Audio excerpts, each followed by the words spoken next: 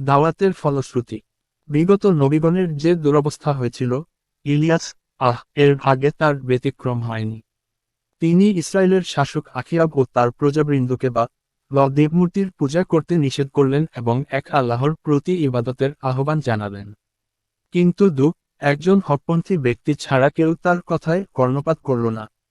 তারা ইলিয়াস এর বিরুদ্ধে নানা অপপ্রচারে লিপ্ত ল তাকে যত্রতত্র অপমান অপদস্থ করা শুরু করল। এমনকি দৈহিক নির্যাতনও শুরু হয়ে গেল। কিন্তু ইলিয়াস তার দাওয়াত চালিয়ে যেতে থাকেন। অবশেষে রাজা ও রানী তাকে হত্যা করার সিদ্ধান্ত নেন। ফলে তিনি রাজধানী ছেড়ে অনেক দূরে এক পাহাড়ের গুহায় আত্মগোপন করলেন এবং দুর্ভিক্ষ নাজিলের জন্য আল্লাহর নিকটে প্রার্থনা করলেন। ফলে সারা দেশে ব্যাপক দুর্ভিক্ষ দেখা দিল।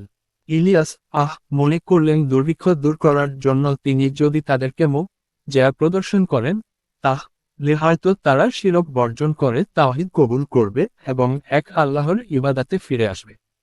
বাদশাহর দরবারে ইলিয়াসের উপস্থিতি। আল্লাহর হুকুমে হজরত ইলিয়াস তাওহীদের দাওয়াত নিয়ে সরাসরি ইসরায়েলের বাদশাহ আকিয়াবের দরবারে হাজির হলেন। তিনি বললেন, দেশব্যাপী এই দুর্ভিক্ষের কারণ হলো আল্লাহর নাফরমানি।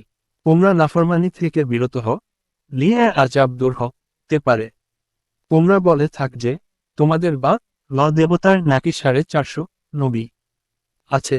তাই যদি হয় তাহলে তুমি তাদের সবাইকে একত্রিত কর।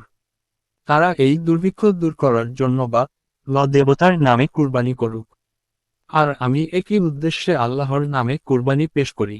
যার কুরবানি আসমান থেকে আগুন এসে ভস্ম করে দেবে, তার ধর্মই সত্য বলে গণ্য হবে। ইলিয়াস এর প্রস্তাব সবাই সানন্দে মেনে নিল। আল্লাহ ও দেবতার নামে কুরবানির ঘটনা। পূর্ব সিদ্ধান্ত অনুযায়ী কোহে কারমাল নামক পাহাড়ি উপত্যকায় সকলের সমবেত হল। দেবতার নামে তার মিথ্যা নবীরা কুরবানি পেশ করল। সকাল থেকে দুপুর পর্যন্ত দেবতার উদ্দেশ্যে আকুতি মিনতি ও কান্নাকাটি করে প্রার্থনা করা হল। কিন্তু দেবতার কোন সাড়া পাওয়া গেল না। আসমান থেকে কোন আগুন নাজিল হল না। অতঃপর হজরত ইলিয়াস আল্লাহর নামে কুরবানি করলেন এবং যথাসময়ে আসমান থেকে আগুন এসে তা খেয়ে গেল। বস্তুত এটাই ছিল কুরবানি কবুল হওয়ার নিদর্শন। এভাবেই কবুল হয়েছিল আদমপুত্র হাবিলের কুরবানি। তখনকার সময় মুশরিকদের মধ্যেও রীতি গ্রহণযোগ্য ছিল, যা ইলিয়াসের বর্তমান ঘটনায় প্রমাণিত হয়।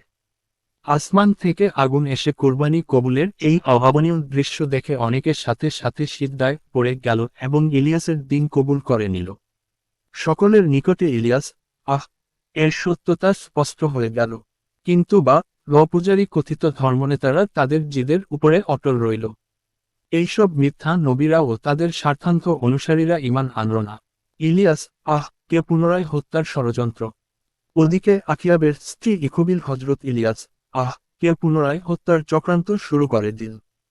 ফলে তিনি রাজধানী সামেরা নাবলুস ছেড়ে চলে গেলেন এবং কিছুদিন পর বনু ইসরায়েলের অপর রাজ্য পার্শ্ববর্তী ইয়ারিদিয়াতে উপস্থিত হলেন। ওই সময় পূজার দেও এখানেও লেগেছিল। হজরত ইলিয়াস সেখানে পৌঁছে তাওহীদের দাওয়াত শুরু করলেন। সেখানকার সম্রাট ইহুরাম এর কাছেও তিনি দাওয়াত দিলেন, কিন্তু নিরাশ হলেন। অবশেষে তার ভবিষ্যৎবাণী অনুযায়ী সে ধ্বংসপ্রাপ্ত হল। কয়েক বছর পর ইলিয়াস পুনরায় ইসরায়েলে ফিরে এলেন এবং আখিয়াব ও তার পুত্র আখজিয়া কে সত্য পথে আনার চেষ্টা করলেন। কিন্তু তারা তাদের শিরকি ধ্যান ধারণায় অটল রইল। অবশেষে তাদের উপরে বৈদেশিক আক্রমণ ও মারাত্মক রোগ ব্যাধির গজব নাজিল হল। অতঃপর আল্লাহ পাক তার নবীকে উঠিয়ে নিলেন। দেবতার পরিচয়। সূরা ছাফফাত 125 আয়াতে যে দেবতার কথা বলা হয়েছে, আরবি ভাষায় এর অর্থ স্বামী বা মালিক। কিন্তু সম্ভবত এটি হিব্রু শব্দ, কেননা তখনকার সময়ে ফিলিস্তিন অঞ্চলের ভাষা ইব্রানি বা হিব্রু ছিল। এটি ইসরায়েলিদের পূজিত দেবমূর্তির নাম। হজরত মুসা এর সময়ে শাম অঞ্চলে এর পূজা হত এবং এটাই ছিল তাদের সর্বাধিক জনপ্রিয় দেবতা। বাক্কা শব্দটি অপরিবর্তনীয় যৌগিক শব্দের উদাহরণ হিসাবে আরবি ব্যাকরণের একটি অতি পরিচিত শব্দ। এটি লেবাননের একটি প্রসিদ্ধ শহরের নাম, যা উক্ত দেবতার নামে নামকরণ করা হয়েছে।